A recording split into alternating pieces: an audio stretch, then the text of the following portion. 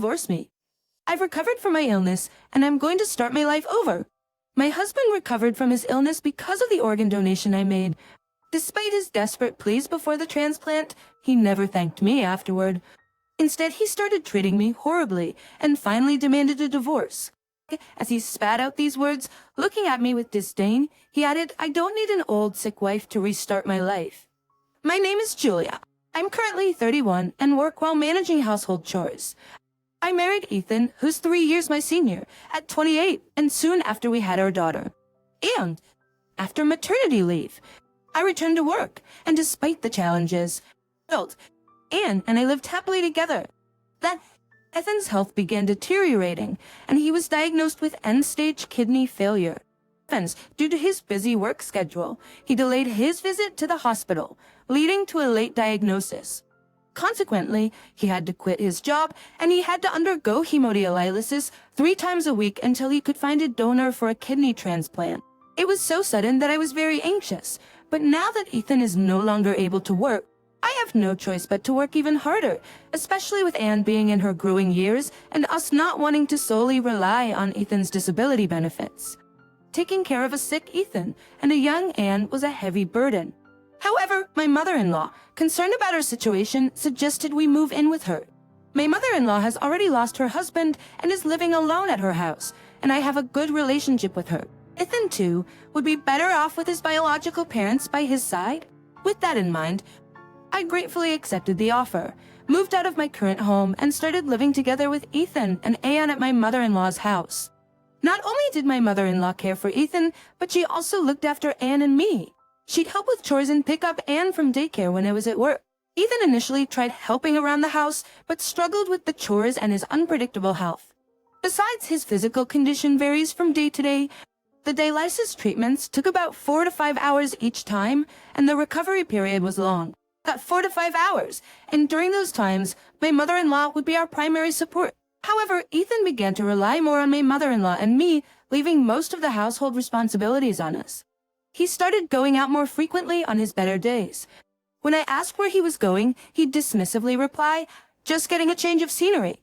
Isn't that okay? With his health condition in mind, I didn't push further. As time passed, his outings became more frequent. Soon after, we found a donor for Ethan's kidney transplant, and it turned out to be me. Medical checks indicated I was a match, and with Ethan's desperate pleas, I decided to donate one of my kidneys. Post-surgery, Ethan's health improved. However, the donor, developed proteinuria during the hospitalization period of several days after the transplant. I had received an explanation from the doctor about the risks of donating one of my 2 kidneys in advance, but I almost panicked because I didn't know what to do about the fact that it would really affect me in some way. The doctor told me not to eat too much protein because if protein in my urine gets worse, I may get heart disease.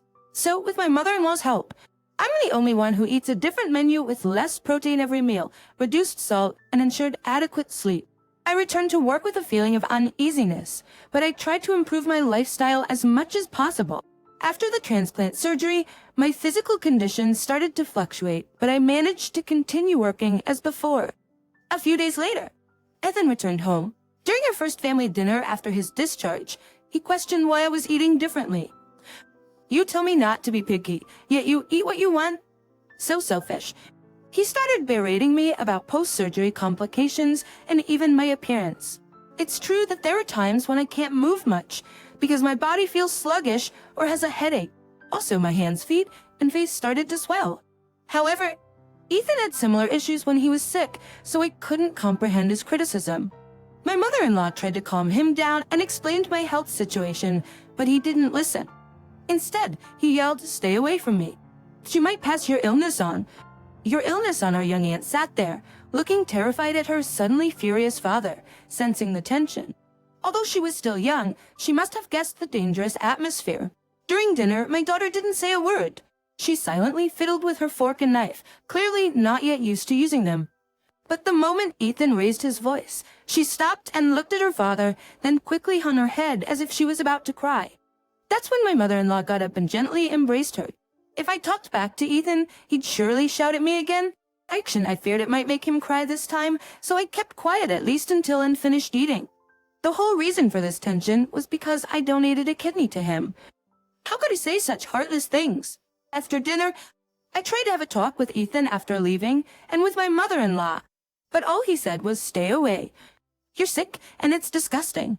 Who do you think is responsible for this situation? I donated my organ to you knowing the risks, and you dare say that? What a manipulative way to put it. As a wife, you should naturally support your husband. He seemed like a completely different person. His behavior was just getting worse. A month after his discharge from the hospital, he seemed to be back to his old self. He frequently went out, and household chores and parenting were left unattended as usual. Even when my mother-in-law told him to spend more time at home, he didn't listen. I donated my kidney to Ethan, and yet it seems he has completely forgotten that. Whenever we met, instead of having a conversation as a married couple, he would hurl insults at me. He seemed to resent even living under the same roof with me. Mom, what's wrong with Dad? He's really scary, and would tell me scared of her own father, and started to keep her distance from him even though she's just a child. Ethan doesn't seem to care, and when he's home, he pays attention to Anne. But each time, she would tremble and cling to me. I felt I had to do something, but I didn't know what. I could only comfort Anne. Before the transplant, he begged. He begged me to be a donor, but after the surgery, he never once thanked me. Was Ethan always this arrogant? Vexing remembering the happy times when we were newlyweds, and when Anne was born made me feel unbearable sadness. Our relationship never improved. I tried to maintain a healthy lifestyle while working. After several medical checks, it seems my proteinuria is gradually healing, and I was relieved it wasn't getting worse. Then, one day, even though it was a weekday, I took a day off from work for a doctor's appointment and just got home. Right after I returned, my mother-in-law went shopping. As I was catching my breath, thinking I'd pick up Aunt from daycare, he returned from his usual outing. The moment he saw me, he made a disgusted face. I thought he would ignore me again, but the words he said were completely unexpected. I want a divorce, Ethan bluntly said. What? Why so sudden? Mac, I've recovered from my illness, and I want to start my life anew. I don't need an older, sick wife for that. He clearly declared his intention to divorce. Although I was surprised by his sudden announcement, I wasn't overly shocked. I had grown distrustful of him, especially with his neglect of household and childcare responsibilities, and the way he treated me after discovering my illness. My love for him was long gone. The verbal abuse just now was the final straw. Fine, I agreed to the divorce and signed the papers he had brought. As much as it hurt, there was no other option. I didn't believe we could repair our relationship. Now, leave this house. I'm the one who's going to inherit it, Ethan said arrogantly, looking satisfied at the signed divorce papers. He then added, and Anne is my blood. She's important to me. You leave her alone. I couldn't stand it when he mentioned Anne. He rarely took care of her and now suddenly claimed rights over her. You can't decide everything on your own. She's scared of you. There's no way I can leave her with someone like you. Enough. Just get out. No matter what I said.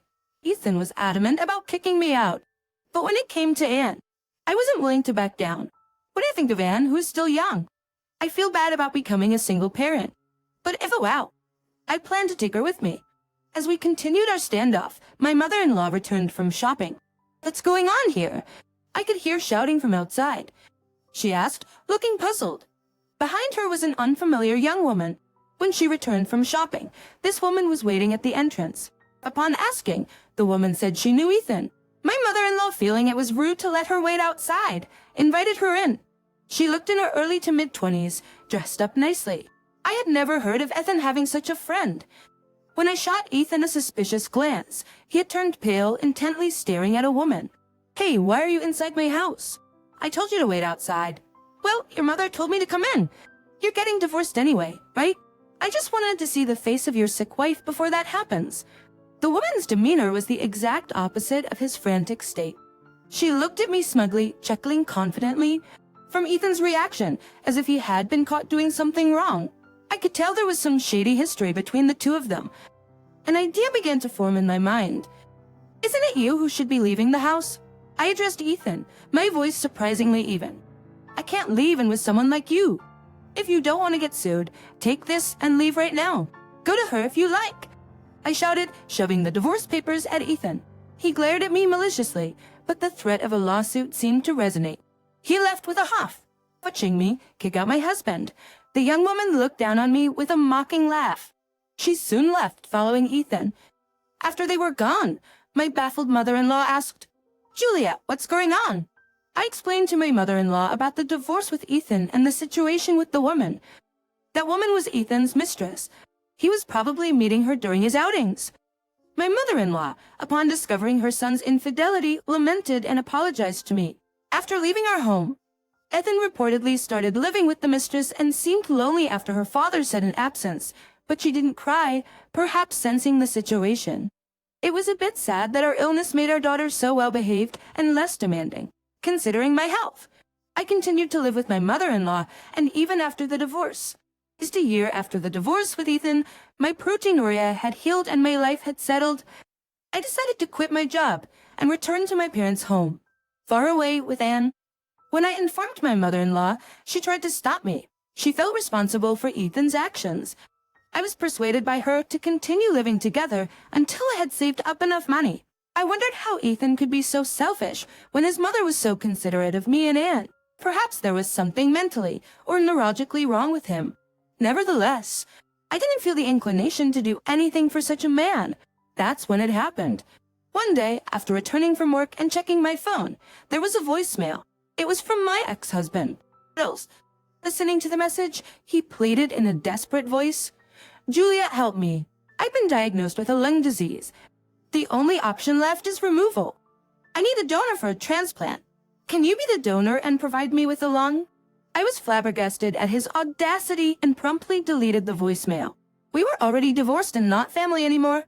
I chose to ignore his brazen request. Regardless, even if we were still married, I would never have considered donating an organ to him. He continued to call frequently, but I never answered, and he always left messages. One time, the message arrogantly stated, "I broke up with my girlfriend, so I'll remarry you." Of course, I ignored that too. A few days later, taking advantage of my mother-in-law's absence, he threatened, "I know you'll listen if I take in. I'm taking her with me." Trying to intimidate me, he looked at Anne, who's trembling in my arms. I held Anne tighter and shot Ethan a defiant glare. "I've custody of her. Taking her like this would be kidnapping. How can you be so selfish to just show up and threaten me like this? Just give me an already. And if you won't, then give me your lung." Genuinely frightened by his bloodshot eyes, I calmly called the police. While we couldn't have a proper conversation due to his uncontrollable shouting, hearing his rants ensured the police came swiftly. Several officers took Ethan away.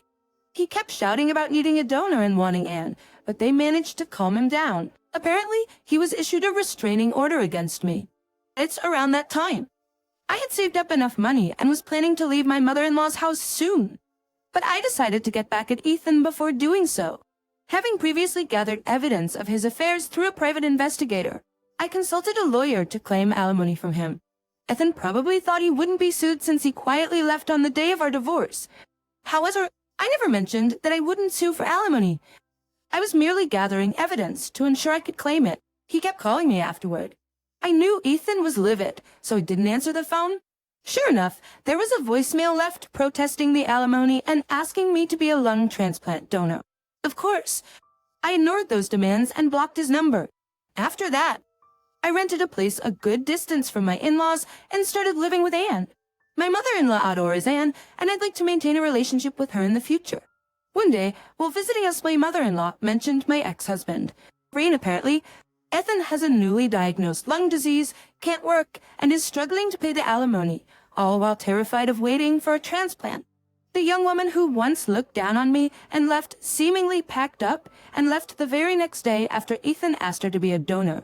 That said, I've got a private investigator who knows her address, and since she readily agreed to the alimony after I threatened legal action, she's a non-issue to me now. I haven't let Anne see him since the day he showed up at our house. Regardless of his situation, he doesn't pay child support and tried to forcibly take our daughter. There's no reason for Anne to see such a man. I hope to continue my relationship with my mother-in-law, but I doubt I'll ever interact with Ethan again. I look forward to peacefully watching Anne grow up alongside my mother-in-law. Thank you for watching the video all the way to the end. If you resonated with the content, please leave a positive rating and a comment.